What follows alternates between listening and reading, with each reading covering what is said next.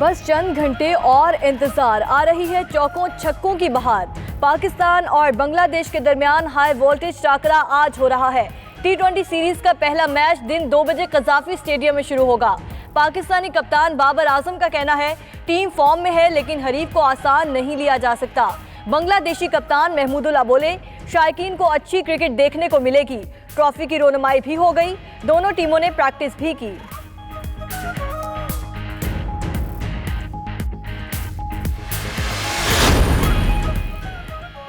Gaddafi stadium और गिरदो नवाह का इलाका 28 जनवरी तक नो फ्लाई जोन करार दे दिया गया। मैचेस की कवरेज के लिए ड्रोन कैमरे इस्तेमाल पर पाबंदी लगा दी गई। शायकीन को पार्किंग एरिया से शटल बस सर्विस के जरिए स्टेडियम लाया जाएगा। उधर लाहौर में आज और कल कई स्कूल्स में 11 बजे छुट्टी हो जाएगी।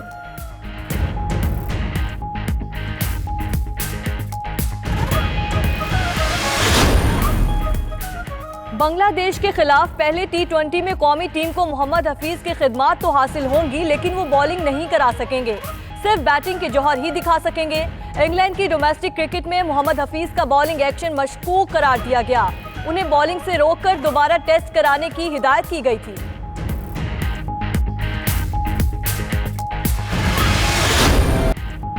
पाकिस्तान में करप्शन मजीद बढ़ गई। ट्रांसपेरेंसी इंटरनेशनल ने सालाना रिपोर्ट जारी कर दी। कहा करप्ट मुल्कों में पाकिस्तान का दर्जा 117 से बढ़कर 120 हो गया। लोगों के जहनों में करप्शन का तासुर बढ़ गया। करप्शन परसेप्शन इंडेक्स में 2018 की निस्बत 2019 में पाकिस्तान का स्कोर गिरकर 32 हो गया।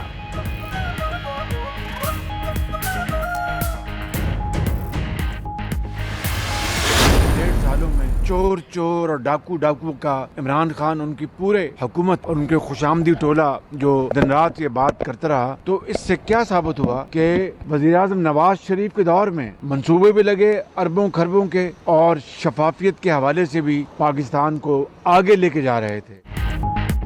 साबित हो गया नवाज शरीफ के दौर में पाकिस्तान में बेहतरीन हुकूमत थी। शहबाज शरीफ का कहना है साबिक दौर में अरबों खरबों के मंसूबे भी लगे और शफाफियत भी कायम रही। नवाज शरीफ शफाफियत के हिसाब से मुल्क को आगे लेकर जा रहे थे। 1.5 साल में इमरान खान और उनका खुशामदी टोला सिर्फ चोर और डाकू का शोर मचाता रहा।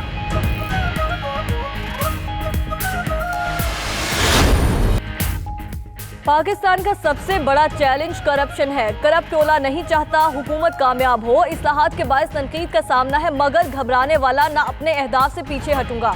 वज़ीर आज़म इमरान खान का डिवोर्स में खिताब और मीडिया से गुफ्तगू।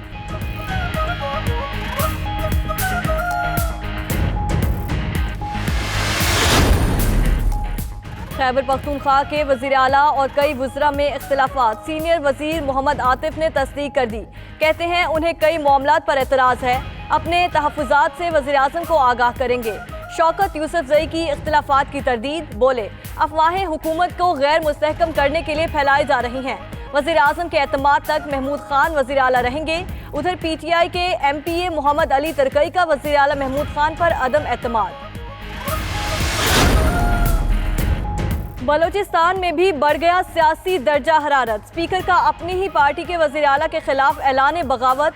स्पीकर बलोचिस्तान असेंबली का वज़ीर आला के खिलाफ इन हाउस तब्दीली लाने का ऐलान। अब्दुल कद्दूस बेजंचो कहते हैं सूबे में 1 माह के अंदर तब्दीली आ जाएगी और अवाम खुशखबरी सुनेंगे। उधर बलोचिस्तान काबीना में तौसी। PTI के यार मोहम्मद रिंद और BAP के मिठा खान ने वजारत का हल्फ उठा लिया। साहब ने सिफारिश की कि नहीं जी ये बड़ा अच्छा अफसर है, आप इसको मौका तो दें, और मैंने IG साहब की सिफारिश पे कारपुर में लगाने के लिए कहा था डॉक्टर रिजवान को। The people of Sindh have rejected the inspector general of police because he is miserably failed. Sindh में वही अफसर रहेगा जो हमारी पॉलिसी पर चलेगा। वज़ीर आला का असेंबली में दबंग ऐलान। मुराद अली शाह की IG समेत सीनियर पुलिस ऑफिसर्स पर कड़ी तनकीद। SSP शिकारपुर के वज़रा के खिलाफ रिपोर्ट की शदीद मज़म्मत की। बोले IG को चलाने की कोशिश की मगर वो इस काबिल नहीं है। उधर हलीम आदिल का कहना है कलीम इमाम को आपने खुद मुंतखब किया, अब किस तरह कांटे निकल आए।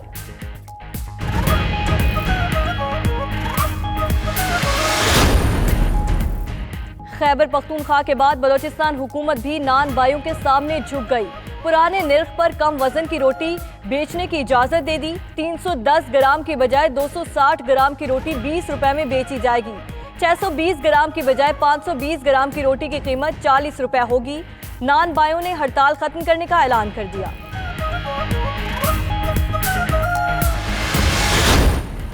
कोई तो आए खिजा में पत्ते उगाने वाला। इस्लामाबाद में बदकिस्मत खानदान के 4 बच्चे माजूरी का शिकार हैं।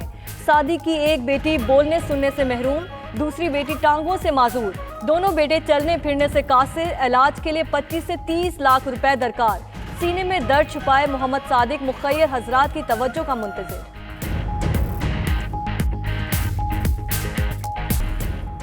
बारिश ने ऑस्ट्रेलिया के जंगलात में लगी आग को ठंडा कर दिया। अब्रे करम इंसानों और जानवरों के लिए भी खुशी का सामान बन गई।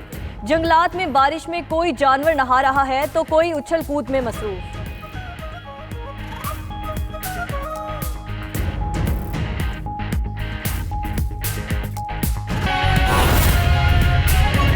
कुरैशी प्रेस कॉन्फ्रेंस कर रहे हैं। इस मसले को एक नया रुख दिया है। 5 अगस्त के जो उनके इक़दामात हैं उनकी तफसीलात पे जाने की ज़रूरत नहीं है, आप पूरी तरह बाखबर हैं। लेकिन उन इक़दामात ने 2 चीज़ें खड़ी कर दी हैं। एक ह्यूमैनिटेरियन क्राइसिस आज पूरे मकबूजा कश्मीर में आपको दिखाई दे रहा है, और दूसरा आज ये खित्ता, इस खित्ते में पीस एंड सिक्योरिटी जो है उसको तशवीश लाक है और अंडर थ्रेट दिखाई दे रही है। और ये मैं सिर्फ आपकी खिदमत में पेश नहीं कर रहा, जितने संजीदा फोरम्स हैं इस पर इस नुक्ते को उजागर किया गया है और इसका जिक्र किया गया है।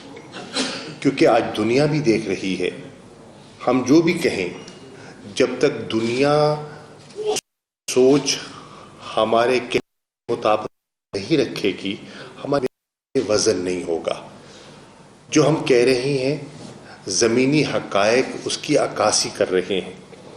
आज 175 रोज़ हो गए हैं, लॉकडाउन जारी है। आज मकबूजा कश्मीर में कोई फंडामेंटल राइट ऐसा नहीं है जो सलब न किया गया हो। वक्त नहीं है तफसीलात में जाने का, लेकिन जब मैं कह रहा हूँ हर फंडामेंटल राइट, तो आप उसकी तशरीह खुद कर सकते हैं। तशरीह में जाने का वक्त भी नहीं है और आप पूरी तरह बाखबर हैं। आज 80 लाख से ज़्यादा लोग जो हैं वो अमलन कैदी हैं, नफ्सियाती तौर पर, ज़हनी तौर पर कैदी बन चुके हैं।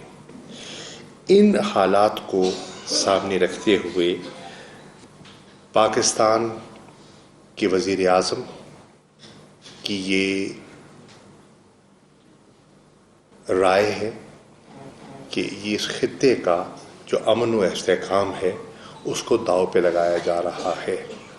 चुनांचे हमने कोशिश की और दफ्तर खारजा ने कोशिश की कि 50 सालों के बाद हम इस इशू को दोबारा सिक्योरिटी काउंसिल लेकर जाएं, क्योंकि हिंदुस्तान अक्सर ये राग अलापता है कि ये तो शिमला मुआहदे के तहत हमें बायलैटरली डिस्कस करना था।